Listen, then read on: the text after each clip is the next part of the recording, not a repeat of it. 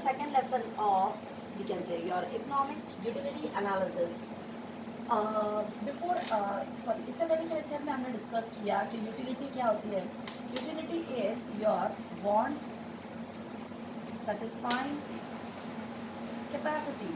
आपकी ज़रूरतों को पूरा करने की जिस भी चीज़ में क्षमता रहेगी या उसको पूरा करने की जिसमें ताकत रहेगी, पावर रहेगी, this is known as, we can say, utility. Utility is wants satisfying capacity, and utility is classified into two broad categories. First one is, we can say, marginal utility, and another one is total utility. Now marginal utility means what? Addition made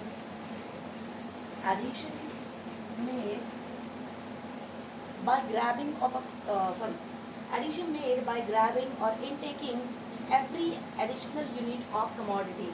हर एक commodity intake करने के बाद में जो मुझे, we can say, additional satisfaction होता है या जो भी होता है उसे मैं बोल देती हूँ marginal utility.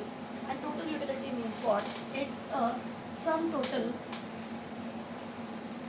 total of all consumed, we can say, all consumed utilities derived by the last unit. The last unit means it's a total of all the utilities. सारी यूटिलिटीज़ की अगर मैं टोटल कर लेती हूँ उसे हम बोल देंगे टोटल यूटिलिटी. और मार्जिनल यूटिलिटी, उसी के अंदर अगर मैं एक एडिशन करती हूँ, फिर नेक्स्ट खाती हूँ, फिर एडिशन हो रहा है, ये सब कुछ हमने देखा था. अब आइए आज हम लोग देखते हैं बच्चों, हमारी ये जो law of diminishing marginal utility है, इसके कुछ एग्जेप्शंस है, इसके कुछ, वी कैन से, एक्सेप्शंस है कि ये law, the law will not be applicable on these things. So some exceptions are there of law of diminishing marginal utility, and the exceptions are listed below. The first one is hobbies. We can say hobbies. Hobbies means aadatein. For example, we can say, if a person is having a habit of, we can say, collection of coins, if person is having a habit of collection of coins, yeah, we can say collection of notes, so this law will not be applicable over here, as every additional unit of coin, yeah, every additional coin, yeah, every additional note will gives him more and more pleasure. The person will be happy, then happier, and then happiest. एक बंदा है बच्चों अगर कि जिसे, we can say, एक आदत है या वो बंदा को बहुत पसंद है किसी चीज़ का कलेक्शन करना. अब फॉर एग्जांपल उस बंदे को पसंद है कॉइन्स का कलेक्शन करना, तो अगर आप उसको एक कॉइन देंगे उसकी यूटिलिटी बढ़ेगी, 2 देंगे और बढ़ेगी, 3 देंगे और बढ़ेगी, 4 देंगे बढ़ती चली जाएगी. So we can say, if a person is having a habit of, we can say, collection of coins, collection of currency notes, and other things, so hobbies will not, we can say, we accept, yeah, these things are included in exception of law of diminishing marginal utility. हमारी law of diminishing marginal utility क्या है बच्चों कि we can say, एक, we can say, certain period के बाद में हम उस पर्टिकुलर चीज़ से ऊब जाते हैं, बोर हो जाते हैं या परेशान हो जाते हैं, बस अब नहीं चाहिए, है ना, अचानक से वो चीज़ मुझे चाहिए ही नहीं.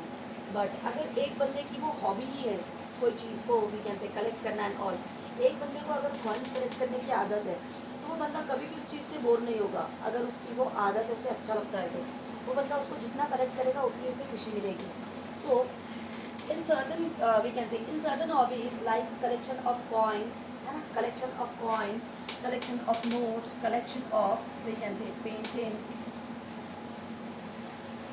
collection of music, collection of reading, है ना, by adding extra, yeah, we can say, by adding additional unit of it will gives him more and more pleasure.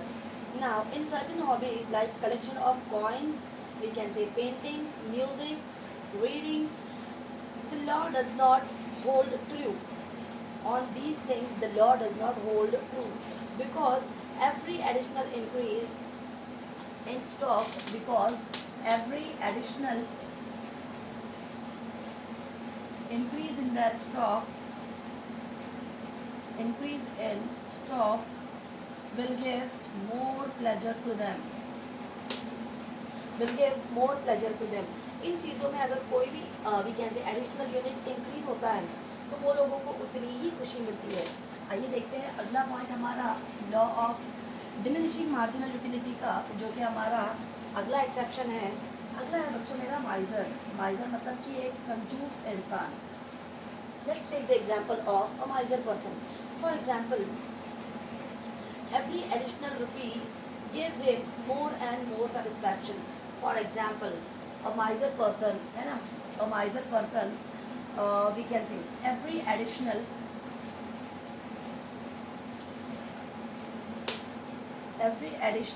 rupee gives him more and more satisfaction. एक इंसान जो कि कंजूस है, उसको अगर हम लोग we can say under law of diminishing marginal utility पैसा देते चले जाएंगे तो हर एक वी कैन से रुपया या हर एक नोट उस बंदे को मोर एंड मोर सेटिस्फैक्शन देगी, या मोर एंड मोर प्लेजर उस बंदे का एनहांस होगा या इंक्रीज होगा। तो ये थी हमारी कंजूस वाले बंदे की बात कि if a person is miser so every additional rupee gives him more and more satisfaction, या we can say more and more pleasure. तो ये भी चीज़ हमारे law of diminishing marginal utility के अंदर में नहीं आ सकती है। आइए देखते हैं अगला वाला मेरा, जिसे नाम मैं दे देती हूँ बच्चों addictions.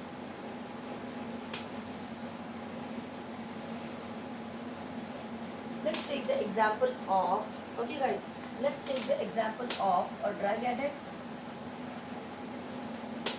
we can say a drunkard, okay. Let's take the example of, we can say, a drug addict person and a drunkard person.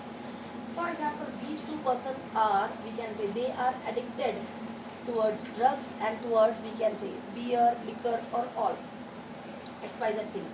एक बंदा है बच्चों, उसको ड्रग्स की आदत लग चुकी है, वो उस चीज़ का आदी हो चुका है, ड्रग के बिना वो जीना ही नहीं चाहता है या जी ही नहीं पाएगा। और एक बंदा है जो कि वी कैन से ड्रंकर्ड है, वी कैन से जो बहुत ज़्यादा लिक्वर या ड्रिंक इनटेक करता है। अब ये दोनों लोग जो है वी कैन से वो उस चीज़ के एडिक्ट हो चुके हैं, मतलब उन्हें बाय हुक और by crook they want, the person A wants drug all the time and person B wants liquor या we can say beer XYZ things all the time. Now, it is observed that in case of drunkard, it is observed that in case of a drunkard, that the level of intoxication increases with every additional unit of liquor consumed. As the person is addicted to liquor, so every additional glass, yeah, every additional sip will gives him more and more, we can say, pleasure, happiness and satisfaction. And if we take the example of a drug addict person, every pack of a drug, each and every pack of drug will gives him more and more satisfaction, pleasure and happiness. Addiction भी हमारे law of diminishing marginal utility का हिस्सा नहीं बन सकती है। एक बंदा जो एडिक्टेड है, वी कैन से जिसे ड्रग के मतलब जो ड्रग के बिना रह ही नहीं पाएगा, जिसकी drugs we can say drug उसे हर हाल में चाहिए ही चाहिए, कुछ भी कीजिए मुझे ड्रग्स चाहिए। उस बंदे को अगर हम लोग उसके ऊपर law of diminishing marginal utility apply करना चाहे तो हमारा ये लॉ उसके ऊपर वी कैन से ट्रू साबित नहीं होगा, या वी कैन से ये हमारा the law does not hold true. The law does not hold true as the person is addicted by the drug, or we can say by the liquor. We can say every additional, yeah, we can say every extra pack of drug, yeah, every additional or extra glass or sip of liquor will give them more and more pleasure. Move on to the next one, guys, which is power. Move on to the fourth point, which is power. Power means what? Ki this is an exception to the law, because when a person acquires power, because when a person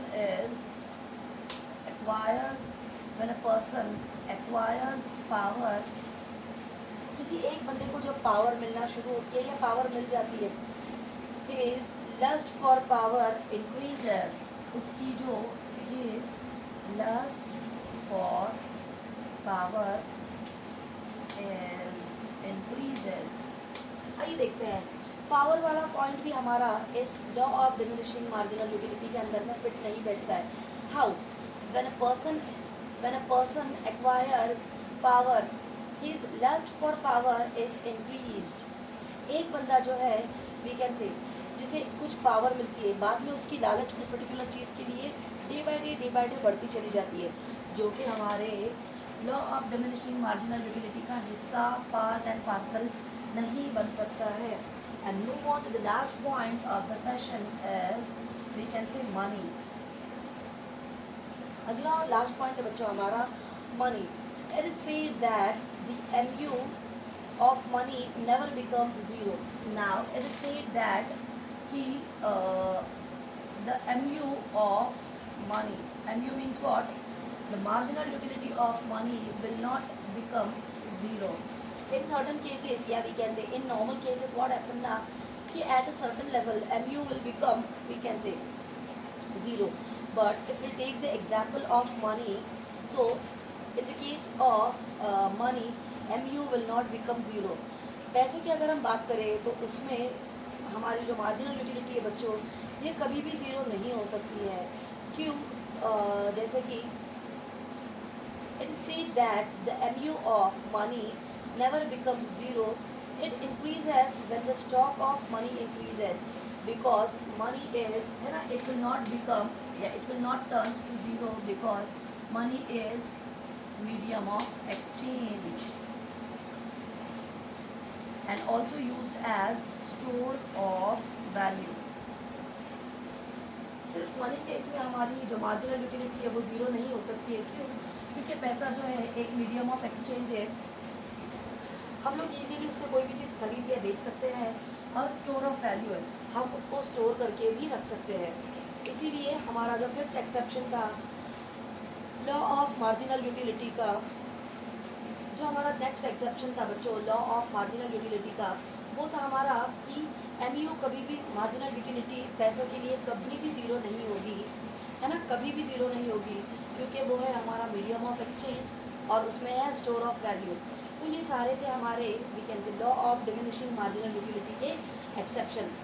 okay, thank you so much.